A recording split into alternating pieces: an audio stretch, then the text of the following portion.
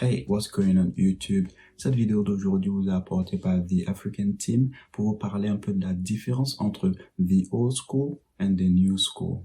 Le problème que nous avons aujourd'hui avec les étudiants, c'est que nous apprenons beaucoup pour ensuite oublier avec l'arrivée des nouveaux savoirs. Et très souvent aussi, on oublie en même temps la bonne méthode qu'on prenait pour mieux apprendre. Donc aujourd'hui, on va regarder un peu quelques aspects de cela et aussi parler de l'informatique. The Old School nous encourage à faire beaucoup de lectures progressives et intensives, à utiliser les livres de texte, les encyclopédies, les articles, etc. avec ses avantages et ses désavantages. The Old School, comme bénéfice, te donne une bonne base dans la lecture rapide, enrichit ton vocabulaire et te familiarise avec la bibliothèque parmi d'autres choses. Les désavantages sont que la recherche prend trop de temps. Bien entendu que le New School aussi nous encourage à faire tous nos devoirs, toutes nos présentations et toutes nos recherches à l'appui des e-machines, des appareils électroniques, etc. pour aussi être dans le temps et aussi dans la modernité. Dans le New School, les avantages sont que la digitalisation de tous les documents facilite une compréhension globale, facilite à étudier de façon indépendante et de divers sujets en même temps de façon simultanée, et puis il est très convenable pour partager du savoir parmi d'autres choses. Et comme désavantage, les gadgets utilisés dans le New School peuvent nuire à la santé parmi d'autres choses. Alors pour éviter les désavantages causés par les deux écoles, il faudra faire un hybrid, une fusion entre les deux écoles pour mieux profiter de leurs avantages. Et moi je pense personnellement que les vrais bosseurs dans tous les champs, que ce soit dans le champ des étudiants, dans le champ d'un travailleur ou d'un rechercheur, est celui qui reconnaît les défauts dans cette technique d'apprentissage et qui les remplace par quelque chose de meilleur. Un des meilleurs côtés du New School, c'est la technologie et tout le système informatique qu'il apporte aux clients. Moi, par exemple, j'utilise 3 systèmes opératifs, Microsoft Windows, Apple macOS et Linux. Ces 3 systèmes opératifs sont très spécifiques pour les différentes fonctions que je réalise avec tout un chacun. J'utilise Microsoft Windows, par exemple, pour mes tâches ordinaires telles que musique, téléchargement normal, réseaux sociaux, montage de vidéos, lecture et les tâches de l'école, par exemple. Et j'utilise Apple macOS pour avoir plus de compatibilité avec mes iDevices, tels que mon iPhone pour les transferts de médias, vidéos, musique, photos, etc.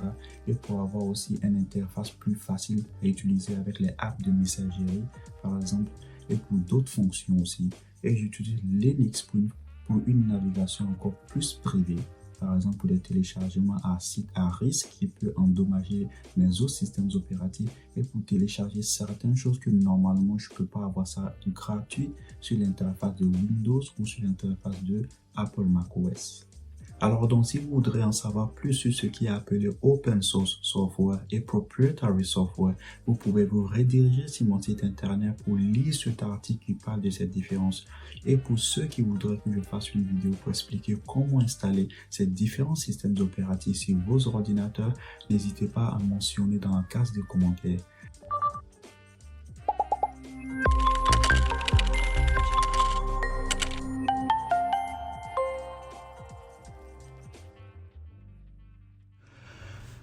À partir du menu d'accueil, vous pouvez changer la langue d'interface pour la mettre en français. Cliquez sur Créer un compte pour devenir membre actif. Le menu d'accueil contient un résumé de tout le contenu de la page internet. Dans le menu de diversité, vous avez la diversité en général, culture et tourisme, les facteurs de la vie, laboratoire, astronomie et IT, tech qui parle de la technologie. Et il y aura aussi des articles intéressants à lire. Dans éducation, vous avez comment donner de l'éducation en ligne.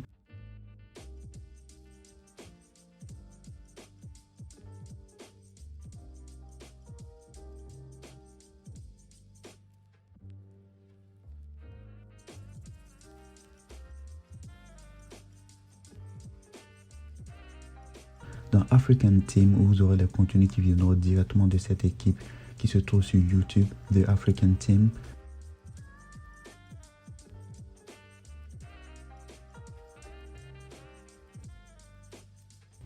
Dans langue et script, vous avez les différentes langues telles que l'espagnol, le unco, une langue mandingue.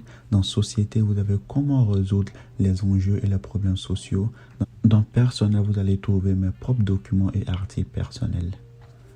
Et dans À propos de nous, vous avez comment me contacter à travers mes différentes plateformes de réseaux sociaux.